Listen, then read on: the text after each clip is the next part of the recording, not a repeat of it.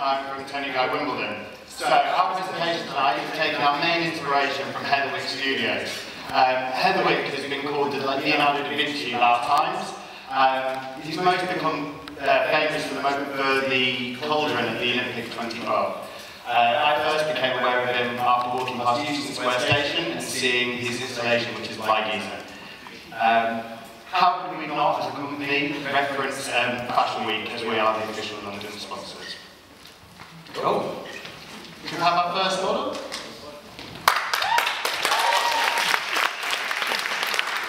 Right, so this is our first colour model, Luxie. Now, today myself, I'm very passionate about short hair, so I wanted to work with something a little more shorter. I mean, today, current trend, what I've seen a lot is a very sort of this tomboy sort of look style. So I wanted to create something a little bit more where she can wear it off to the face and give that tomboy look, but at the same time, if she wants to wear it a little more softer and feminine, it comes down towards the face. With her fringe as well, kind of exaggerating on that quiff sort of effect, which is turning her out. And then towards the back, just work with a nice graduation, give that nice stacked out feel. Richard? Okay, so with the colour, I've taken my inspiration from Heatherwick's air vests at St Paul's Cathedral. These are interlocking triangle shapes, and it also kind of referencing back to colours with attitude. So taking a horseshoe section and then just dipping this down to the occipital, working with interlocking triangular sections, working with an achromatic blonde, and then as my base colour, through some of my triangles working with a peachy, purpley violet tone, and then working also with a diluted ink. With the diluted ink, I kind of separate my section and work with a little bit of blonde as well through it, just to give that little bit more softness and to make my purple my main focus. Cool. Thank you.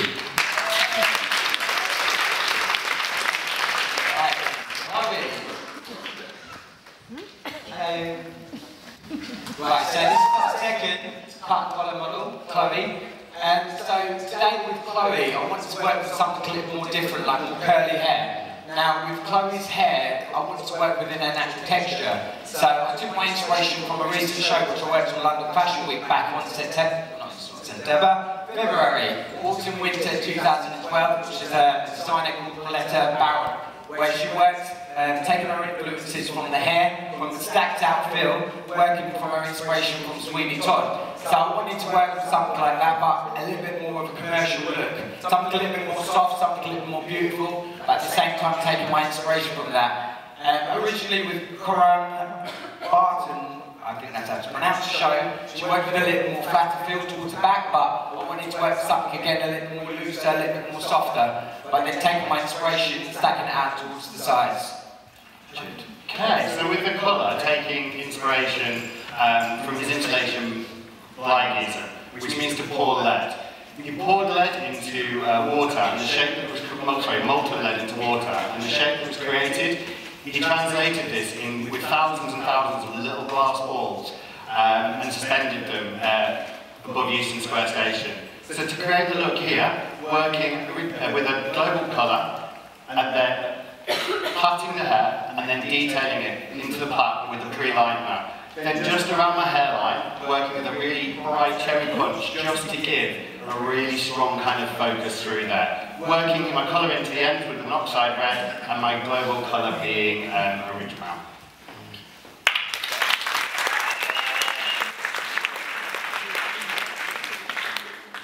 So, Daisy's our editorial model.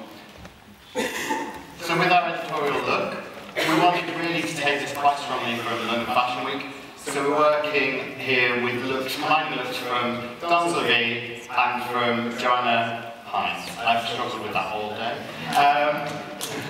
So we've taken 2 rope braids through centre parting, coming down to the neck.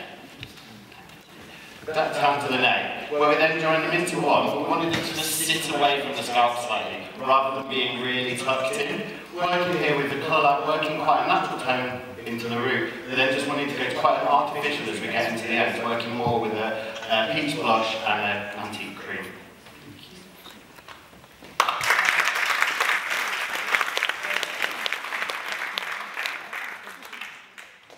Right, so this is our avant-garde look.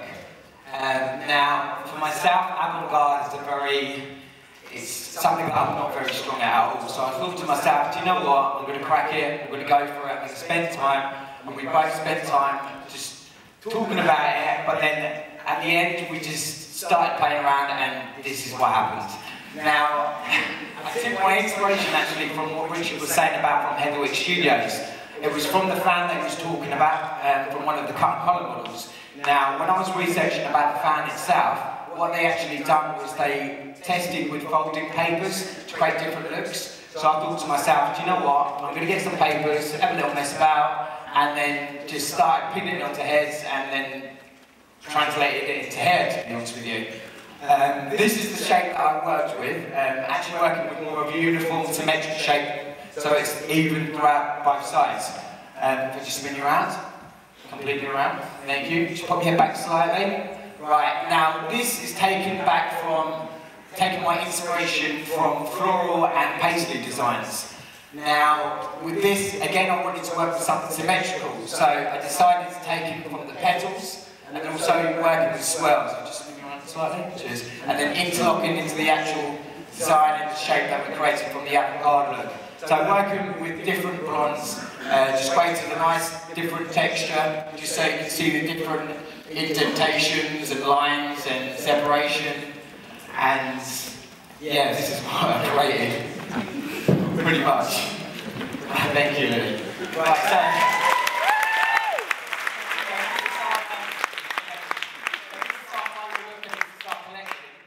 thank everyone for coming here tonight to support me and Richard and everyone else who supported everyone else. I think everyone deserves a round of applause.